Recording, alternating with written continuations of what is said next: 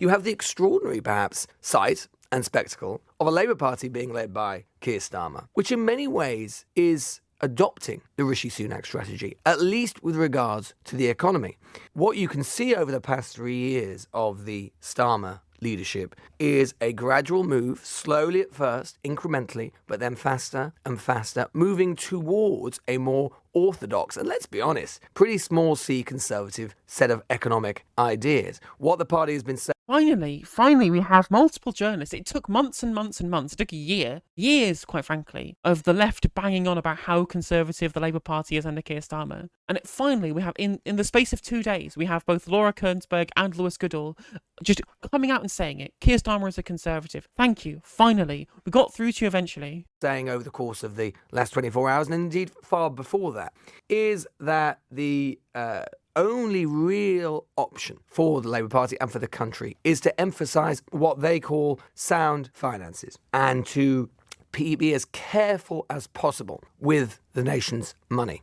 And they're doing that because, of course, they want to set up a contrast with Liz Truss. And what they say was Liz Truss's example of smashing the economy. And that is the line that you're going to hear again and again and again, trying. And again, I will continue to force home this point as well, is that they are basically shooting this gigantic own goal for progressive politics by taking the failures of Liz Truss, the failures of fiscal expansion for tax cuts rather than fiscal expansion for investment, and then using that as a stick to beat fiscal expansion rather than a stick to beat tax cuts, right? It's absolutely ridiculous. So if you look at here, right, here's Richard Murphy talking about how Starmer says the way to grow public services is by growing the economy. He clearly thinks the private sector leads. But when it won't, as now, Keynes taught us that the state must spend first to create growth. Starmer seems wholly unaware of that, which is irresponsible economics, which is true, absolutely 100% true on how he's critiquing the Labour Party here, right? Critiquing Keir Starmer on this one. It's interesting as well. I've got a really interesting criticism that I found here from this article right here, talking about how the budget deficit in the UK needs reducing, but there are choices on how to do this. There's been a lot of misinformation, exaggeration and scaremongering on the part of the government about the size of the deficit and stoking fears without far-reaching cuts. The UK will follow the path of Greece. The biggest risk we face is a double-dip recession or a lost decade of growth as experienced in Japan in the 1990s. The economy is only in recovery mode because of the decisive action to boost demand from the previous Labour government and through coordinated global action. What we need instead is twofold. We need a strategy to get the economy going again, and by more than the 1 to 1.5% that is forecast for this year. This requires a government that is actively intervening. It means investment in infrastructure, apprenticeships, long-term commitment to renewable energy, tax incentives for small businesses, a graduate tax, and much greater demands of the banks to support jobs and industries of the future. Second,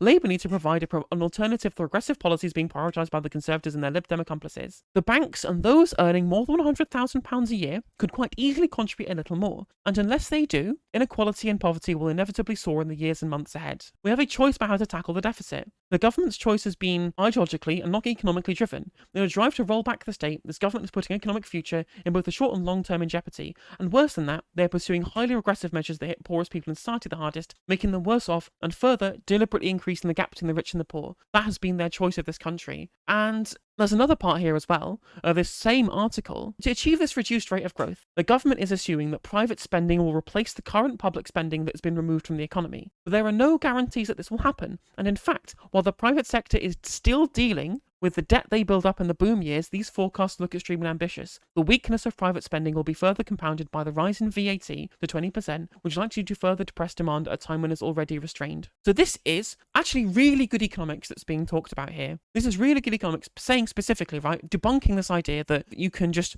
reform public services without investing in them, without investing in infrastructure, and expect the private sector to lead investment. This is the criticism that Richard Murphy is making of the Starmer article, the criticism that I was making of Rachel Reeves when she was on the BBC on Laura Kearnsberg last weekend, right? It's exactly the same criticisms. You cannot expect the private sector to lead investment. It hasn't done for 13 years, literally 13 years of failure of private sector to invest in this country. We have the lowest investment in the G20. You need to lead with public sector investment to get the private sector investing soon. You need to have taxes on the wealthiest to be able to pay for increases in public service funding, to be able to put the burden of taxation back on the shoulders of the richest who have the most to pay, like literally those earning more than £100,000 a year, in the words of this person, and more taxes on banks, in the words of this person, at a time currently right now, right? This was written in 2011, but at a time now when banks making loads of money off the rise in interest rates due to people's mortgage payments going up, they're not giving it back to savers, but they are taking it on as additional bank reserves in the form of increased mortgage payments and paying out in profits, right? Banks can pay taxes on that stuff to help fund public services that are failing in this country, right? This is a really good article, this one here, that's talking about how austerity failed, conservative policy failed, neoliberal policy fails. You need state investment, you need taxation on the rich, right? This is a really good article that addresses the fact that Keir Starmer and Rachel Reeves' plan for the post-Tory economy is doomed to fail. Exactly, it does sound like a Danny Blanchford article. You're never going to believe this, chat. Guess who wrote this article back in 2011? Rachel Reeves. The current Shadow Chancellor of the Exchequer is debunking her own arguments in this article from 2011. The fact that Rachel Reeves in 2011 is calling out Rachel Reeves from 2023 on the failures of conservative austerity, the failures of lack of public investment, the failures of lack of fiscal expansion into infrastructure. She's now going back on her own words from 2011 to support conservative austerity politics. I'm not making this shit up, right? The underlying motivations are not economic, but political and ideological. Couldn't say it better myself, Rachel. Couldn't say it better myself. Because she's making a political and ideological choice here, not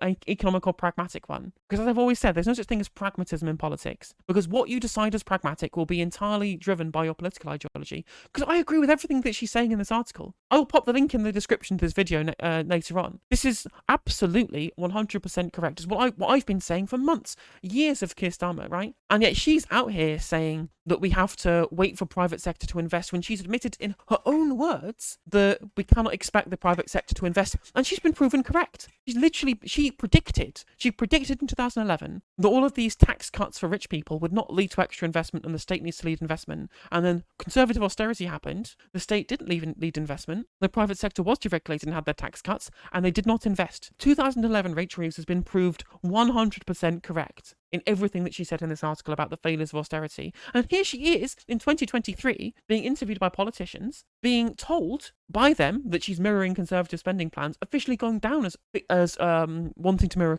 Tory spending plans, despite the fact that everyone on Twitter, right, all of the hashtag GTTO crowd on Twitter telling me that Keir Starmer is no conservative, he's not a fiscal conservative, even though Lewis Goodall and Laura Koensberg both called him out for being a fiscal conservative, both now and yesterday. The idiots on Twitter, the centrists on Twitter who don't understand economics, don't understand how political policy works, just refusing to admit that that is the case about Keir Starmer and his leadership, and Rachel Reeves in her time as Shadow Chancellor, that they're copying Tory spending budgets. Rachel Reeves was explicit in saying that she would copy Tory spending budgets, the same kind of budgets that she's criticising in her own words here right in this article. It's pathetic. And this is why you know that the Labour right are just a bunch of ideologues. They're both political chancellors who don't care about anything, who don't want to make the country better, because they will be correct in their own criticisms of conservative policy, and then will follow that same policy when they think it's politically convenient for them to do so. And believe me, right, Rachel Reeves does call-ins on LBC every so often. I actually called into one of her call-ins on LBC a couple of months back, specifically asking her about making a positive case for fiscal expansion on infrastructure investment,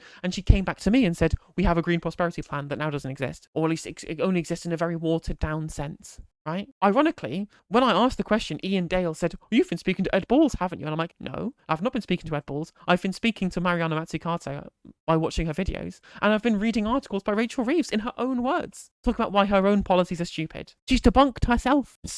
I wish I wasn't making this up. It just shows just how the Labour Party is right now, that even the Labour Party of 12 years ago is better than what they are right now. You know what she'd say now if someone read this and did a gotcha, whine about there not being the money now? The issue, there's a difference in the state of the economy, right? Inflation is somewhat higher than it was in 2011, although we did have a stagflation period of around about 5% in that time, so our inflation pressures are about 4 points ahead now than they were in 2011 when this article was written, and there was a sort of small stagflationary period. But also, the bond yields are higher, so the new investment, the new bonds that be issued would be slightly more expensive. But as I said, in historical terms, who cares, right? This is the same bond yields we had in the 50s when we were building 300,000 houses a year, council houses a year, no less, right? Hundreds of thousands of council houses being built on public money through bonds issued by the government, growing the economy faster than we were engaging in fiscal expansion, so that debt to GDP ratio continually dropped throughout that time period, which is the kind of politics that's being espoused by Rachel Reeves in this article, which she's now completely repudiating with her current policy platform. If you enjoyed this video, please do consider liking and subscribing. It does help out the channel and the algorithm. And if you click the bell notification icon, it will let you know when I go live and when I upload videos. If you'd like to follow me on social media, my handle is @NoJusticeMTG, and that is Twitter, TikTok, Facebook, Instagram, Twitch, and YouTube. If you want to support my channel in a more financial manner, you can do so by becoming a member for just 99p, by super chatting, or by supporting me on Patreon, with the link is in the description of this video, and hopefully I'll catch you on the next segment.